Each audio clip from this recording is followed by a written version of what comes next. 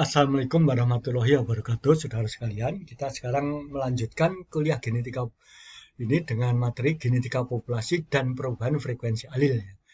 Ini nanti ada dua video ya, ada yang satu ini khusus menghitung frekuensi alel, dan video kedua nanti penjabaran hukum Hardy-Weinberg serta pengaruh seleksi pada frekuensi alel. Nah, kita mulai dari batasan dulu ya. Jadi genetika populasi adalah cabang genetika yang mempelajari konstelasi genetik di tingkat populasi. Di tingkat populasi ya, bukan di tingkat genetik, bukan di tingkat individu. Jadi konstelasi genetik di tingkat populasi. Nah, konstelasi genetik sendiri itu adalah komposisi alel yang ada dalam suatu populasi. Ya, ini jadi semacam genotip. Kalau di individu kita mengenal genotip, nah di populasi ini kita mengenal komposisi atau konstelasi genetik. Ya. Ada beberapa istilah yang harus kita pahami atau kita ingat lagi karena saudara pasti sudah tahu ya. Ini ada populasi. Ini adalah kelompok yang dapat melakukan perkawinan antar sesamanya. Ini dalam genetika ini yang disebut dengan breeding group. Ya. Genotip adalah susunan gen dari suatu individu. Misalnya ada homozigot, ada heterozigot. Nah, fenotip adalah ekspresi fisik dari suatu genotip. Frekuensi genotip adalah proporsi individu dengan genotip tertentu dalam suatu populasi. Kalau frekuensi fenotip, ini adalah proporsi individu dengan fenotip tertentu dalam suatu populasi. Adapun frekuensi alel yaitu proporsi suatu alel tertentu dalam suatu populasi dibandingkan dengan seluruh alel yang menempati lokus yang sama dalam populasi itu tentunya. Nah, sekarang kita mulai dengan menghitung frekuensi alel ya. Ini ada dua cara. Bila genotip diketahui dan bila genotip tidak diketahui. Genotip diketahui itu artinya individu heterozigot dan homozigot, terutama homozigot dominan ya, itu dapat dibedakan. Jadi ada kelas homozigot dominan, kelas heterozigot, dan kelas homozigot resesif. Nah, ini nanti dapat dihitung secara langsung atau melalui proporsi genotip. Ya. Nah, bila genotip tidak diketahui, kita nanti menggunakan pendekatan matematik dengan rumus hukum Hardy-Weinberg. Hardy-Weinberg itu merumuskan suatu hukum ini. Frekuensi alel ditentukan oleh proporsi genotip populasi induknya.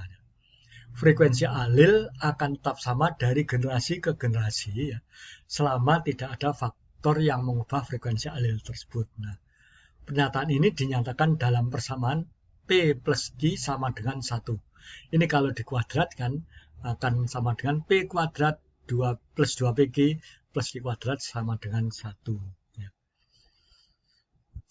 Nah, frekuensi alel, apa itu frekuensi alel? Ini tadi sudah disebutkan yaitu perbandingan suatu alel terhadap jumlah seluruh alel dalam suatu sistem gen.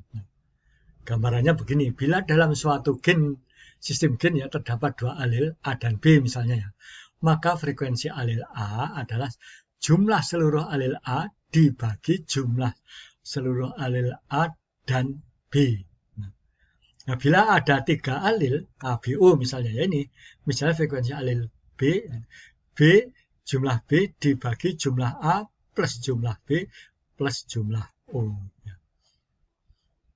Nah, kita sekarang belajar menghitung frekuensi alel bila genotip diketahui. Ini prinsipnya sebetulnya mudah, yaitu setiap individu memiliki 2 alel untuk setiap gen. Jadi kalau ada satu individu pasti ada 2 alel, ya jumlah alelnya 2. Kalau 10 individu ya 20 alel ya. Individu homozigot memiliki 2 alel yang sama, kalau heterozigot alelnya berbeda. Ini contohnya, homozigot A, 2 alel A, heterozigot AB, 1A, 1B, homozigot B ya 2 alel B. Ini contoh menghitungnya ya, ini pada populasi lembu dari galur shorthorn. Ya.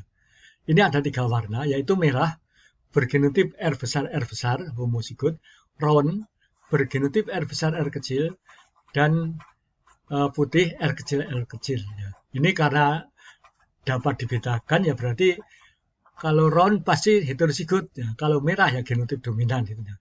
Dalam suatu populasi peternakan ada lembu 60 ekor berwarna merah. 80 ekor ron dan 10 ekor putih ya. 60, 80 dan putih. Ini gambarnya, tabelnya ya. Merahnya bergenut PRR ada 60. Nah, ini kan satu individu ada 2 alil. Jadi kalau 160 ya 120 alil. R besar ini kan homozigot.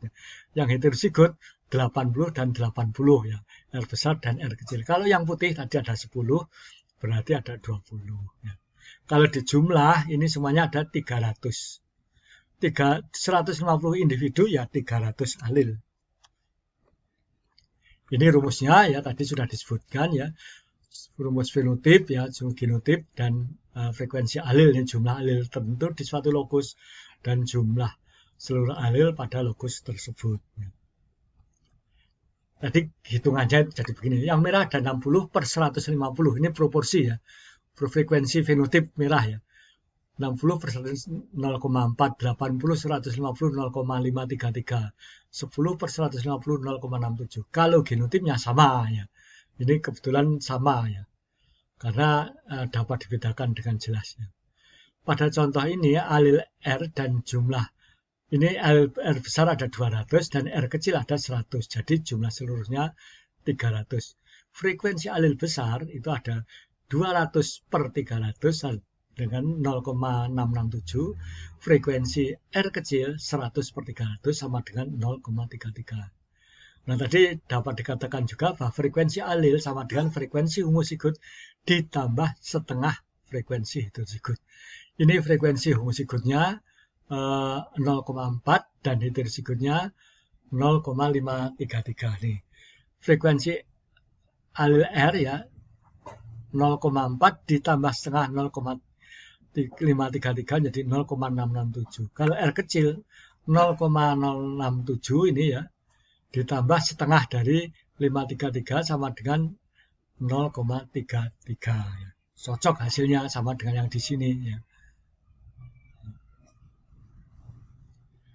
Nah, bila tidak diketahui genotipnya, kita menggunakan rumus hukum Hardy-Weinberg ya. Misalnya bila frekuensi alil A sama dengan P dan A kecil sama dengan G, maka P plus Q sama dengan 1.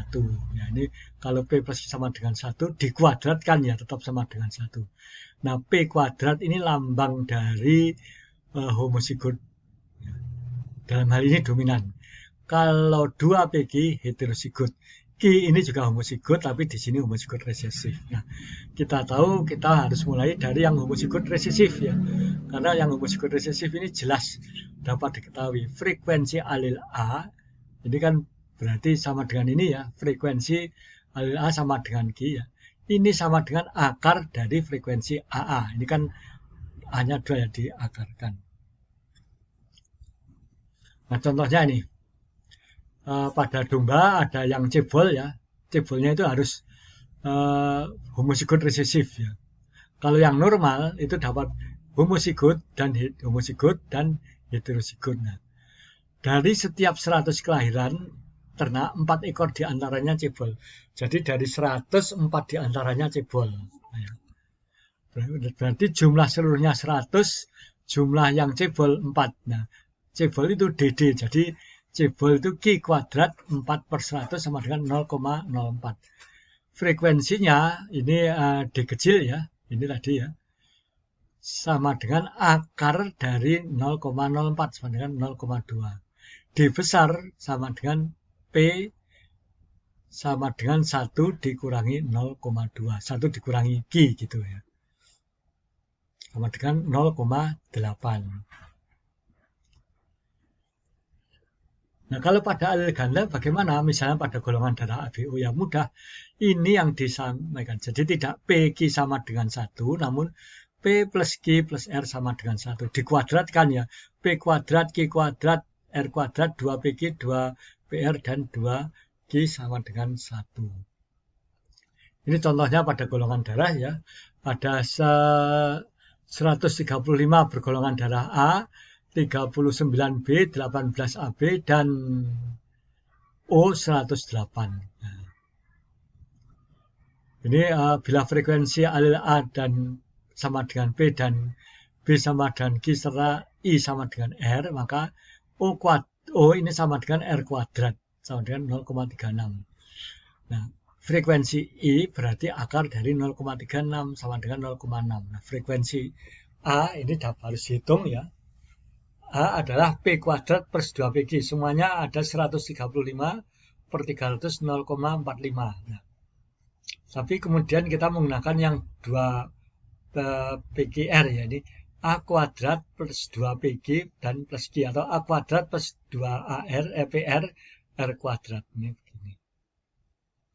Ketemunya 0,81. Ini adalah PR ya. Jadi kalau alilnya ya R ini ya diakarkan 0,9. Frekuensi alil A itu sama dengan P sama dengan 0,9 dikurangi 0,6 sama dengan 0,3. 0,9 ini seluruh provinsi seluruh tadi ya individu ya. Frekuensi alil A besar P kuadrat plus 2PG. Kalau yang heterozigot ya 1 dikurangi P dikurangi R.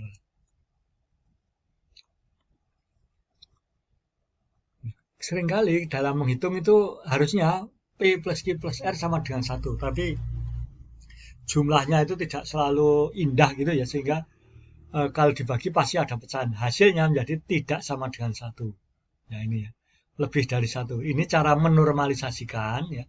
Itu dibagi dengan jumlah seluruh individu. Jadi ini nanti digunakan untuk bagi nih P plus Q plus R ini ya. Untuk yang R itu sama dengan 0,5838 plus R ya. 0,57 ya atau 97. Kemudian yang heterozigot ya. Ini ada PR ya, 2 PR ya. Ini 0,85,67. Kalau G ya ketemunya segini ya, 13. 0,13. Nah. Syarat hukum Hardy-Weinberg. Ini hukum Hardy-Weinberg ini tetap ada syaratnya, tidak berlaku sangat umum. Jumlahnya harus banyak. Perkawinan terjadi secara random, tidak ada mutasi, tidak ada seleksi, tidak ada migrasi, dan tidak ada genetic drift. Ya. Adanya seleksi, mutasi, dan sebagainya itu akan mengubah frekuensi. Ya. Demikian saudara, kita telah belajar menghitung frekuensi alil, baik pada genotip yang diketahui maupun tidak diketahui. Tadi kita sudah melihat juga bahwa hukum Hardy-Weinberg itu salah satu keterbatasannya adalah kalau ada seleksi. Ya. Itu frekuensi gennya berubah. Nah, kita nanti akan belajar bila ada seleksi ini ya. Jadi selanjutnya kita akan membahas tentang hukum Hardy-Weinberg itu sendiri ya, dijabarkan, dan adanya seleksi yang menyebabkan berubahnya frekuensi alil pada video yang GP1B.